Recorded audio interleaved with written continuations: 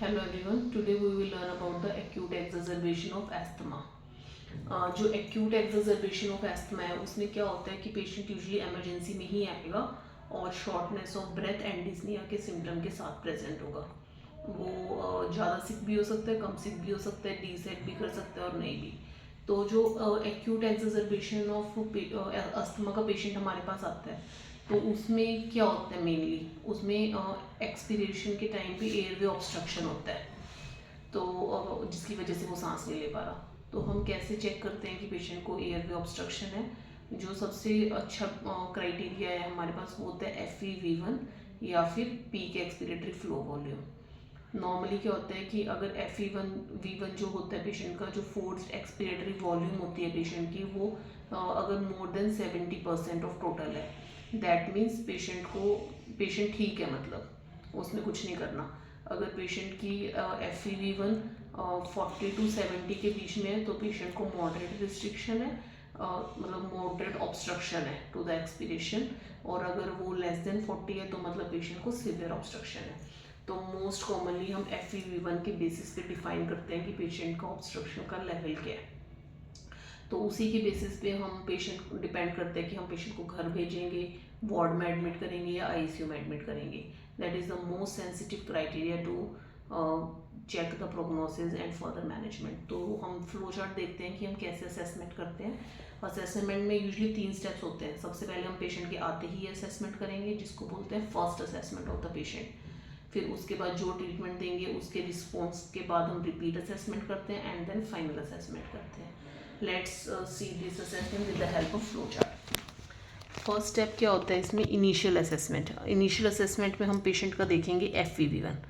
अगर FEV1 जो है वो मोर देन 40 है या लेस देन 40 है। अगर तो मोर देन 40 है तो माइल्ड टू मॉडरेट ऑब्स्ट्रक्शन है पेशेंट को, अगर लेस देन 40 है तो सीवियर ऑब्स्ट्रक्शन है। और एक केस होता है लाइफ थ्रेटनिंग जिसमें पेशेंट डीसेट कर रहा है, मतलब जिसमें इमीडिएटली इंट्यूबेशन की ज़रूरत है। तो इस बेसिस पे माइल्ड टू मॉडरेट है पेशेंट, सिवियर या लाइफ थ्रेटनिंग कंडीशन में। अगर माइल्ड टू मॉडरेट है पेशेंट को सिम्टम्स तो हम क्या करेंगे, शॉर्ट एक्टिंग बीटा एगोनिस्ट देंगे पेशेंट को आइदर बाय नेबुलाइजर और MDI। एवरी 20 मिनट्स देंगे और मैक्सिमम 3 टाइम्स दे सकते हैं। ओरल स्टेरॉइड्स हम ऐड कर सकते हैं। ये सब मैं आपको फर्दर ट्रीटमेंट में पढ़ाऊंगी कि बीटा एगोनिस्ट में हम क्या देंगे। अगर सिवियर है पेशेंट को सिम्टम्स तो हम बीटा एगोनिस्ट के साथ साथ इप्राट्रोपियम ब्रोमाइड देंगे, दैट इज़ एंटीकोलिनर्जिक, और विद IV स्टेरॉइड्स। अगर लाइफ थ्रेटनिंग है तो ये सब तो हमें करना ही है, पर पेशेंट को इंट्यूबेट करके वेंटिलेट करना है और इस पेशेंट को तो एडमिट करना ही है ICU में। इसको भी हम एमरजेंसी में ही रखेंगे। फिर उसके बाद दोबारा असेसमेंट करेंगे। इस ट्रीटमेंट के बाद हमने देखना है पेशेंट का रिस्पॉन्स सेटिस्फैक्ट्री है, इनकम्प्लीट है या पुअर रिस्पॉन्स है।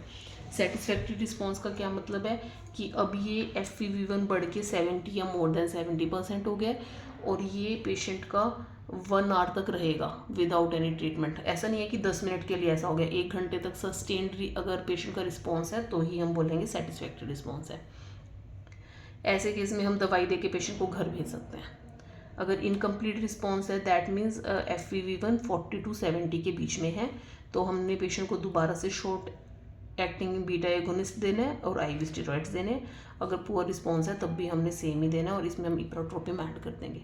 उसके बाद हम फाइनल असेसमेंट करेंगे। अगर सेटिस्फैक्ट्री रिस्पॉन्स है दैट इज़ यही है फॉर मोर देन 1 आवर तो हम घर भेज देंगे। अगर इनकम्प्लीट है या पुअर है ये हम PaCO2 को बेसिस पे देखते हैं। अगर पेशेंट अच्छे से सांस ले रहा है, CO2 मेंटेन कर रहा है, मतलब हाइपर कैपनिक नहीं हो रहा तो हम उसको हॉस्पिटल में रखेंगे बट वार्ड में भी रख सकते हैं। और अगर पुअर है मतलब कि PaCO2 CO2 रिटेन भी कर रहा है पेशेंट, ये सब तो है ही, CO2 भी रिटेन कर रहा है तो हमको पेशेंट को ICU में एडमिट करना ही करना है। तो फिर क्या होता है, अब हमने असेस कर लिया पेशेंट को। जो घर गया पेशेंट उसको तो हम साबा लाबा सब ऐड करके भेज देंगे, ठीक है। और अदरवाइज जो पेशेंट एडमिट है अब वही इमरजेंसी है, क्योंकि जो पेशेंट ठीक हो गया वो एक्यूट इमरजेंसी नहीं है, लाइफ थ्रेटनिंग नहीं है, तो वो स्लो उसका ट्रीटमेंट हो सकता है। बट जो एक्यूट एक्सेसरबेशन है वो लाइफ थ्रेटनिंग होता है, अगर तभी ट्रीट नहीं किया तो मर जाएगा पेशेंट, ठीक है। तो अब हमने जैसे फ्लो चार्ट में देखा, या तो हम नेबुलाइजर देते हैं पेशेंट को या फिर MDI देते हैं। दोनों में क्या डिफरेंस है, क्या बेटर है। जो नेबुलाइजेशन तो हमें पता ही है, नेबुलाइजर मास्क हम लगा देते हैं पेशेंट को, उसके थ्रू ड्रग देते हैं, बट उसमें क्या होता है कि ड्रग डिपोजिशन पूरी नहीं हो पाती। और एमडीआई में ड्रग डिपोजिशन बेटर है, बट फिर वही बात है कि एमडीआई लिया कैसे है पेशेंट ने, उस पर डिपेंड करता है। तो ओवरऑल हम बोल देते हैं कि दोनों का इक्वल ही रिस्पॉन्स आता है। अगर पेशेंट फुल्ली कॉन्शियस ओरिएंटेड है तो वो एमडीआई से भी ले सकता है, नहीं तो हम उसको नेबुलाइज करेंगे। वैसे हम इमरजेंसी में नेबुलाइजेशन ही प्रेफर करते हैं। तो अब हम ड्रग्स कौन सी देंगे, जो मैं बोल रही थी कि हम शॉर्ट एक्टिंग बीटा एगोनिस्ट दे देंगे, उसमें हमारी ड्रग ऑफ चॉइस होती है एल्ब्यूटेरोल। एल्ब्यूटेरोल क्या है, शॉर्टेस्ट एक्टिंग बीटा एगोनिस्ट है। तो इसको हम कैसे देते हैं, इसको हम नेबुलाइजर की फॉर्म में भी दे सकते हैं या फिर एमडीआई की फॉर्म में दे सकते हैं। जो हम पेशेंट को नेबुलाइज करते हैं, अब हमने नेबुलाइजर मास्क में कितनी ड्रग डालनी है, तो हम क्या करते हैं, एल्ब्यूटेरोल की हम 2.5 to 5 mg डोज डालेंगे पर नेबुलाइजेशन, और वो हम एवरी 20 मिनट्स रिपीट कर सकते हैं फॉर मैक्सिमम 3 टाइम्स। और अगर हमने इसका एमडीआई देना है तो एमडीआई के पर पफ ऑफ एल्ब्यूटेरोल में 90 माइक्रोग्राम होती है ड्रग, तो वो हम 4 to 8 पफ्स दे सकते हैं एवरी 20 मिनट्स मैक्सिमम 3 टाइम। ये शॉर्ट एक्टिंग क्यों है, क्योंकि इसका जो एक्शन है वो विद इन 5 मिनट्स स्टार्ट हो जाता है एंड इसका एक्शन 3 to 5 आवर्स के लिए लास्ट करता है।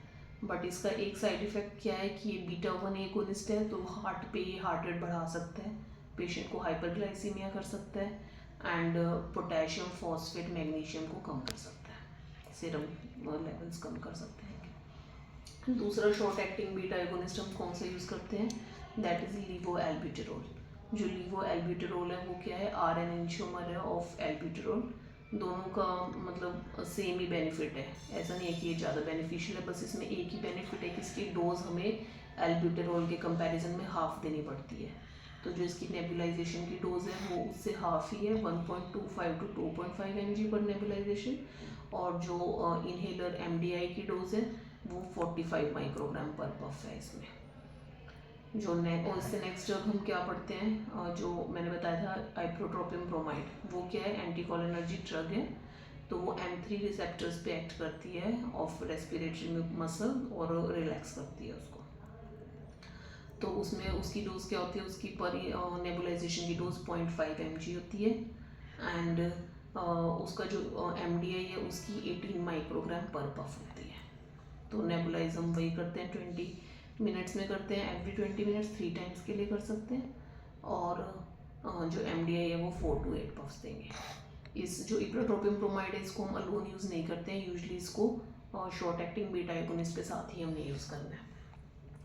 इसके अलावा और क्या दे सकते हैं हम पेशेंट को, स्टेरॉइड्स दे सकते हैं। स्टेरॉइड्स में ओरल दे सकते हैं और पैरेंटरल दे सकते हैं। दोनों स्टेरॉइड्स ही सेम इफेक्टिव होते हैं, अगर पेशेंट ओरली ले सकता है तो ओरल दे दो, अदरवाइज आईवी दे दो। क्या देते हैं हम, इसमें हम प्रेडनिसोलोन या मिथाइल प्रेडनिसोलोन देते हैं, 40 to 80 mg पर kg देते हैं ओरली, एंड आईवी में हम डिवाइडेड डोजेज में दे देते हैं पेशेंट को। तो स्टेरॉइड्स हम दे सकते हैं। अगर पेशेंट को इससे भी आराम नहीं हुआ तो फिर हम क्या देंगे, तो फिर हम आईवी थेरेपी देंगे पेशेंट को। उसमें हम क्या देते हैं, उसमें या तो हम ADR दे सकते हैं, टर्बिटलिन दे सकते हैं, मैग्नीशियम सल्फेट दे सकते हैं। मैग्नीशियम सल्फेट हम कैसे देते हैं, 2 ग्राम मैग्नीशियम सल्फेट देते हैं IV स्लोली ओवर 20 मिनट्स। या फिर टर्बिटलिन इंजेक्शन दे सकते हैं, वो हम देते हैं 0.25 mg, वो एवरी 20 मिनट्स मैक्सिमम 3 डोजेज दे सकते हैं। And third drug is ADR दे देंगे। अगर कुछ भी नहीं हो पा रहा किसी ड्रग से तो फाइनली हमें ADR ही देना पड़ेगा, वो हम 0.5 mg दे सकते हैं IV, वो भी एवरी 20 मिनट्स मैक्सिमम 3 डोजेज दे सकते हैं। तो यही एक्यूट एक्सर्बेशन ऑफ एस्थमा, इसका ये सभी को आना चाहिए क्योंकि ये लाइफ सेविंग है। अगर हमें ट्रीटमेंट नहीं पता तो पेशेंट की जान जा सकती है। Acute exacerbation of asthma is a life threatening condition, तो ट्रीटमेंट हमें पता होना चाहिए। Thank you. Please like, share and subscribe the channel.